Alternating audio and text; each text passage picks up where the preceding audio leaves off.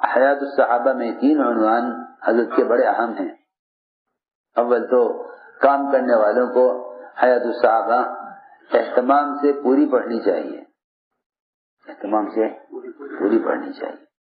لیکن بعض ابواب ایسے ہیں حیات الصحابہ میں کہ جو کام کے لیے انتہائی ضروری ہیں، کام کے لیے انتہائی ضروری ہیں. سب سے پہلی بات تو یہ ہے کہ اپنے ساتھیوں کے احوال کا تفقد کرنا چاہیے، ساتھیوں کے احوال کا تفقد کرنا چاہیے. کون کس حال سے گزر رہا، کون کس حال سے گزر رہا ہے، اور ہم کس حال میں کس کام آ سکتے ہیں. فرمایا حضور اکرم صلی اللہ علیہ وسلم نے مدد کرو ظالم کی بھی مظلوم کی بھی، مدد کرو ظالم کی بھی مظلوم کی بھی. جتنا مظلوم مدد کا محتاج ہے، جتنا مظلوم مدد کا محتاج ہے، اس سے زیادہ ظالم مدد کا محتاج ہے. جتنا مظلوم اس سے زیادہ کیوں، تو کیسے ہو سکتا ہے؟ مظلوم سے زیادہ ظالم مدد کا محتاج ہے. اس لیے کہ مظلوم کی مدد تو اللہ تعالیٰ براہ راست کرنے والے ہیں، بلکہ مظلوم تو دوسروں کی مدد کا خود ذریعہ ہے. مظلوم تو خود ذریعہ ہے، مظلوم تو دوسروں کی مدد کا خود ذریعہ ہے. فرمایا تنصرون وتجبرون بضعفائکم، سمجھے کہ تم میں جو کمزور ہیں اور مظلوم ہیں ان کی وجہ سے تمہاری مدد کی جاتی ہے. ظالم کو مظلوم سے زیادہ مدد کی ضرورت ہے، اس لیے کہ مظلوم کی تو اللہ خود مدد کرنے والے ہیں، مظلوم کی اللہ خود مدد کرنے والے ہیں. لیکن ظالم کو اس لیے مدد کی ضرورت ہے کہ اس کو ظلم سے روکنا، اس کو ظلم سے روکنا، اس میں ظالم کی مدد ہے، مظلوم کی مدد ہے. ظالم کو ظلم سے روکنا، اس میں ظالم کی مدد ہے اور مظلوم کی مدد ہے. کہ تم ظالم کو ظلم سے روکو، اس میں دونوں کے لیے مدد ہے. فرمایا کہ مدد کرو ظالم کی بھی مظلوم کی بھی. صحابہ کرام کا ایک معمول یہ تھا کہ وہ اپنے ساتھیوں کے احوال کا تفقد کیا کرتے تھے، کون کس حال سے گزر رہا. عمر رضی اللہ تعالیٰ عنہ کسی بھی گھر سے اچانک کھانا منگوا لیا کرتے اس کے گھر کا حال معلوم کرنے کے لیے کہ اس پر کیا گزر رہی ہے، اس پر کیا گزر رہی ہے. ساتھیوں پر صرف تقاضے ڈالنا جانتے ہیں، ان کے احوال تفقد نہیں کرتے. عمر رضی اللہ تعالیٰ عنہ کس طرح سے تفقد احوال کرتے تھے.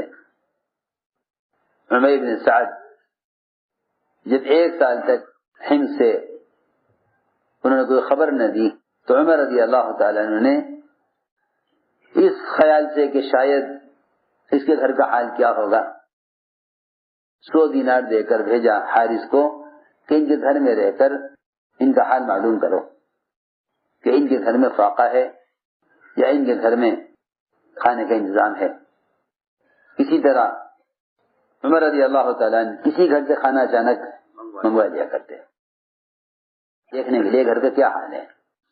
اگر کھانا آپ کے معیار سے بڑھا ہوا ہے تو تربیت کی ضرورت ہے، کھانا آپ کے معیار سے گھٹا ہوا ہے تو مدد کی ضرورت ہے. یہ تفقد احوال. تو یہ تو کام کرنے والے ساتھیوں کا تفقد ہوا، ورنہ ابو بکر عمر رضی اللہ عنہما ان دونوں کے درمیان اس بات کا مقابلہ ہوتا تھا کہ کسی بیوہ، یتیم، مسکین، پریشان حال کے کون زیادہ کام آئے. ایسے 3 عنوان قائم کیے ہیں. ایک احوال کا تفقد کرنا، ایک ہر ایک کے ساتھ معاملہ اس کے ظاہر کے اعتبار سے کرنا، ایک جو کام کر رہے ہو اس پر نظر رکھنا، اور چوتھی بات ضروری میں آپ سے عرض کر رہا بمبئی والوں سے کہ کام کی تعمیر کرو بجائے کام کے تعارف کے. بجائے کام کے تعارف کے کام کی تعمیر کرو. تعمیر ہوتی ہے جماعتوں کے تسلسل سے، اور تعارف سے تو کام بہت آگے جا چکا ہے. اب تو غیر مسلموں کو بھی کام کا اتنا ہی تعارف ہے جتنا اس کام کا تعارف مسلمانوں کو ہے. جتنا اس کام کا تعارف اس زمانے میں مسلمانوں کو ہے اتنا ہی تعارف اس کام کا غیر مسلموں کو ہے. تو بجائے جماعتیں گزرتی ہوئی کام کا تعارف کرانے کے، جماعتیں جم کر کام کریں، کام کی تعمیر کریں، کام کی تعمیر کریں بجائے تعارف کے. تعارف یہ ہے کہ جماعتیں گزر جائیں کام کرتی ہوئی، تعمیر یہ ہے کہ جماعتیں کام جماتی ہوئی بھی آگے بڑھیں. تو احوال کے تفقد میں فرماتے ہیں ابو صالح غفاری کہ عمر رضی اللہ تعالیٰ کا معمول تھا، روزانہ کا معمول تھا کہ وہ مدینے کی آبادی سے باہر رات کے درمیانے حصے میں ایک اندھی اپاہج بڑھیا کے پاس جاتے. اندھی اپاہج بڑھیا، اس کے گھر جاتے، اس کے جو ہے پانی کا انتظام کرتے اور اس کی تمام ضروریات پوری کرتے، اس کا پاخانہ صاف کرتے اور اسے کپڑے دھوتے. اس کام کرنے کے لیے روزانہ رات کو مدینے سے باہر اس کام کے ارادے سے جاتے. لیکن جب بھی جاتے اس کے گھر اس کی ضروریات پوری کرنے کے لیے، حضرت عمر سے پہلے کوئی شخص یہ ساری ضروریات اس کی پوری کر دیا کرتا تھا. جو بھی بڑھیا چاہتی اس کے سارے کام کوئی پہلے ہی کر جاتا. عمر رضی اللہ تعالیٰ نے بار بار آ کر اس بڑھیا کے ضروریات کو پورا کرنا چاہا، مگر کوئی شخص آتا تھا جو اس کی تمام ضروریات ان سے پہلے پوری کر دیا کرتا تھا. حضرت عمر رضی اللہ تعالیٰ کے ساتھ کئی مرتبہ ایسا ہو چکا تو حضرت عمر رضی اللہ تعالیٰ ایک رات چھپ کر بیٹھ گئے گھات میں.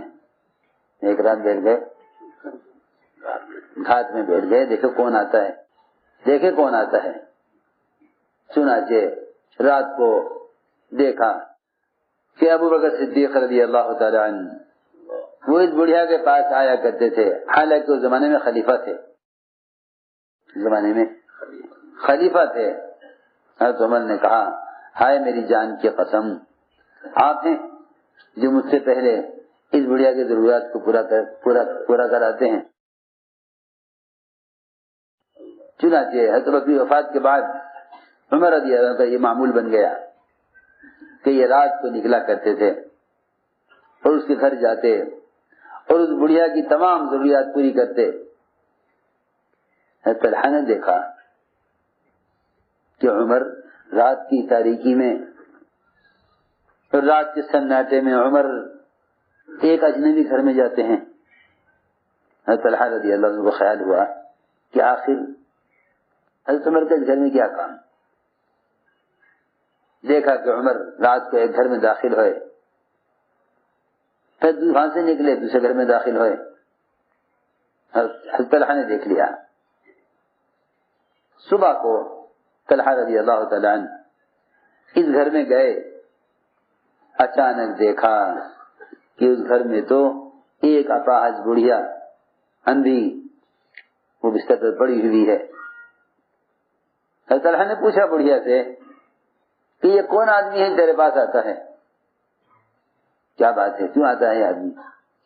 بڑھیا نے کہا کہ یہ تو میرے پاس بہت زمانے سے آتا ہے. یہ تو میرے پاس بہت زمانے سے آتا ہے. یہ تو میرے پاس بہت زمانے سے کئی سال سے آتا ہے اور میری تمام ضروریات پوری کر دیتا ہے اور میری ہر حاجت پوری کرتا ہے اور میرا پخانہ صاف کرتا ہے، میرے کپڑے دھوتا ہے. طلحہ نے کہا یہ بات سن کر کہ اے طلحہ تجھے تیری ماں گم کرے، تو عمر کی لفظ تلاش کرنے نکلا تھا. کہ ہم اس گھر میں کیوں آتے ہیں. دوسری بات یہ ہے، دیکھو بھائی، کام کرنے والوں کو چاہیے کہ اس طرح چلیں اور کام میں ایسے یکسو ہو کر چلیں کہ جس سے ساتھیوں کا اوپر سے اعتماد ختم نہ ہو.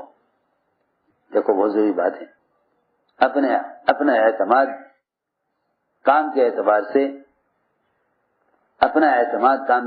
سے باقی رکھنا ساتھیوں کے ساتھ چلنے کے لیے ضروری ہے. سمجھے نا؟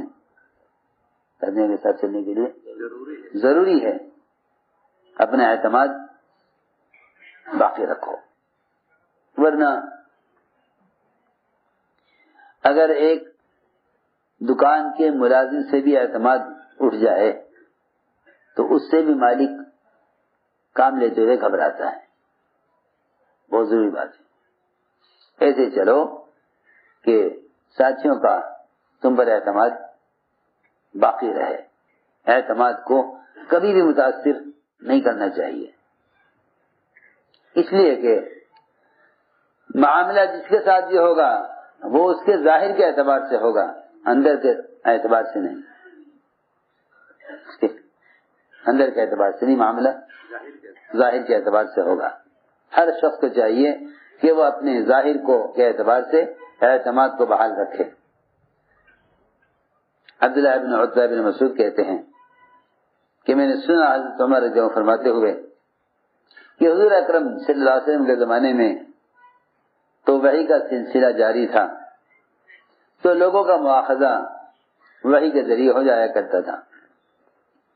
بہت سے موقع سیرت میں ایسے ہیں کہ کسی نے چھپ کر کوئی کام کیا، وحی سے پتہ چل گیا. بہت قصے ہیں. حاتب بن بلتع کا وحی سے پتہ چلا. اس فاسق نے جس نے حضور اکرم صلی اللہ علیہ وسلم کے زکوٰۃ وصول کرنے والے کو غلط خبر دی تھی بنو مستلق کے بارے میں، اس کا بھی پتہ وحی سے چلا. اور بہت سارے موقع ہیں. تو آپ کے زمانے میں تو حضرت فرما رہے ہیں کہ آپ کے زمانے میں تو وحی کے ذریعے لوگوں کا مواخذہ ہو جایا کرتا تھا. اب وحی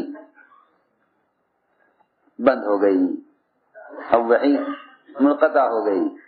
حضرت نے فرمایا اب ہم تمہارا جو مواخذہ کریں گے اور تمہارے ساتھ جو معاملہ کریں گے وہ تمہارے ظاہری اعمال اور تمہاری ظاہری حالت کے اعتبار سے کریں گے. جو شخص ہمارے سامنے بہتری ظاہر کرے گا، جو ہمارے سامنے بہتری ظاہر کرے گا، ہم اس پر اعتماد کریں گے اور اس کو قریب کریں گے. اور ہمیں اس کا معاملہ اللہ کے ساتھ کیسا ہے وہ جانے، اس کا اللہ جانے. ہمیں اس کے باطنی احوال سے کوئی مطلب نہیں ہے، چاہے اس کا اللہ کا معاملہ کیسا بھی ہو، ہمیں اس سے کوئی مطلب نہیں ہے. ہم معاملہ کریں گے اس کے ساتھ اس کے ظاہر کے اعتبار سے. رہا اس کا اللہ کا معاملہ تو اللہ تعالیٰ چاہے اس کا حساب لیں، چاہے اس کو معاف کریں، وہ جانے، اس کا اللہ جانے. لیکن ہم ایسے شخص کو پر اعتماد کریں گے اور اس کو قریب کریں گے، اور ہمیں اس کے اندر کے معاملات سے کوئی مطلب نہیں ہے. اللہ یحاسبہ، اللہ اس کا محاسبہ خود کریں گے. اور جو شخص ہمارے سامنے برائی کو ظاہر کرے گا، جو ہمارے سامنے برائی ظاہر کرے گا، جس کا ظاہر اچھا نہیں ہوگا، نہ ہم اس پر اعتماد کریں گے نہ ہم اس کی تصدیق کریں گے. اگرچہ وہ یہ کہے کہ بھائی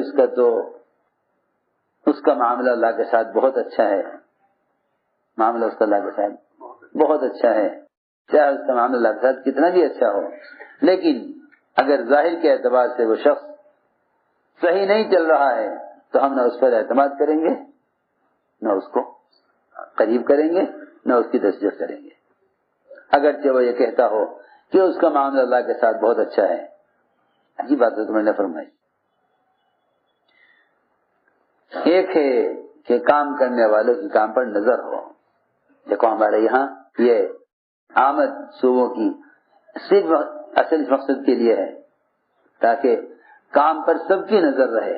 یہ کام کیسے ہو رہا, سب کا اجتماعی طور پر جمع ہو کر کام کے ایک ایک پہلو پر نظر رکھنا, یہ آپس کی اجتماعیت کے لیے, وحدت کلمہ کے لیے, وحدت فکر کے لیے ضروری ہے. حضرت عمر قائم کیا النظر فی العمل, کہ دیکھو یہ دیکھیں ذمہ دار کہ جو کام کرنے کے لیے کہا گیا وہ کیسے ہوا, یہ نہیں کسی ہدایت دے کر فارغ ہو جائیں, بلکہ کارگزاری ایسی سنت ہے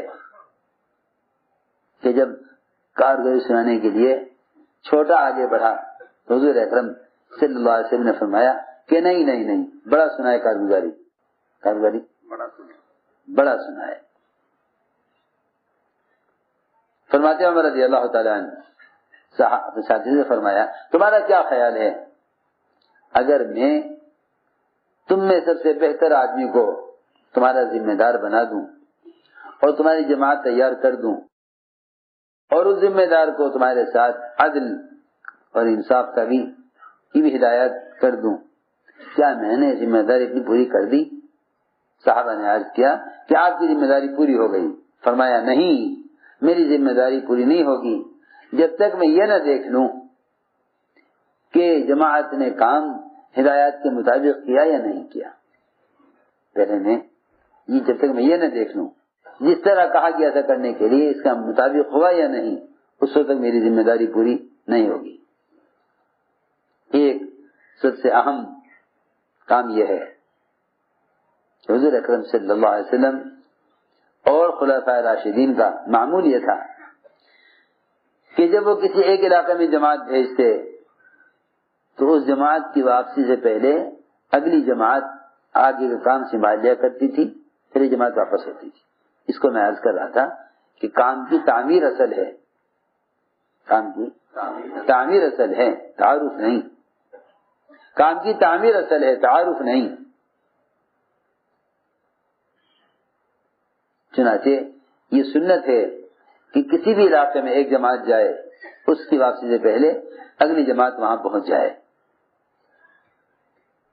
عبداللہ بن کعب بن مالک انصاری فرماتے ہیں کہ انصار کی ایک جماعت فارس میں کام کر رہی تھی اپنے امیر کے ساتھ, اور عمر رضی اللہ عنہ کا معمول یہ تھا کہ وہ جماعت کی واپسی سے پہلے اگلی جماعت بھیج دیا کرتے تھے مدینہ منورہ سے. لیکن حضرت عمر رضی اللہ تعالیٰ عنہ جماعت روانہ کر کے ایسے مشغول ہوئے کسی کام میں کہ اگلی جماعت بھیجنا یاد نہیں رہا. ہمارا تو حال یہ ہے, کوئی تقاضا بھی کرتا رہے گا جی جماعت بھیج دو, سال بھر ہو گیا ہمارا کوئی جماعت نہیں آئی, بھائی حضرت کہیں گے ہاں بھیج دیں گے, ہاں بھیج دیں گے. وہاں معمول یہ تھا کہ جب تک اگلی جماعت نہ آ جائے پہلی جماعت واپس نہیں ہوتی تھی. چنانچہ اس جماعت کا وقت پورا ہو گیا, جماعت کا وقت پورا ہو گیا. اب یہ انتظار میں کہ اگلی جماعت آئے تو ہم واپس ہوں, انہیں کام صبر کریں بھائی اتنا کام نے کر لیا آگے تم کرو. لیکن جماعت آئی نہیں.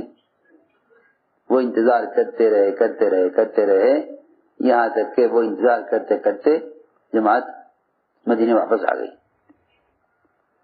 حضرت عمر نے دیکھا کہ جماعت واپس آ گئی, اگلی جماعت گئی نہیں. حضرت عمر کو سخت غصہ آیا ان پر اور ڈانٹا حضرت عمر نے انہیں, حالانکہ وہ سب کے سب صحابہ تھے. حضرت عمر نے ڈانٹا ان کو اور یہ ڈانٹ کے فرمایا کہ تم کیسے آ گئے اگلی جماعت کے جانے سے پہلے واپس. ان لوگوں نے کہا اے عمر آپ تو جماعت بھیج کر بھول گئے,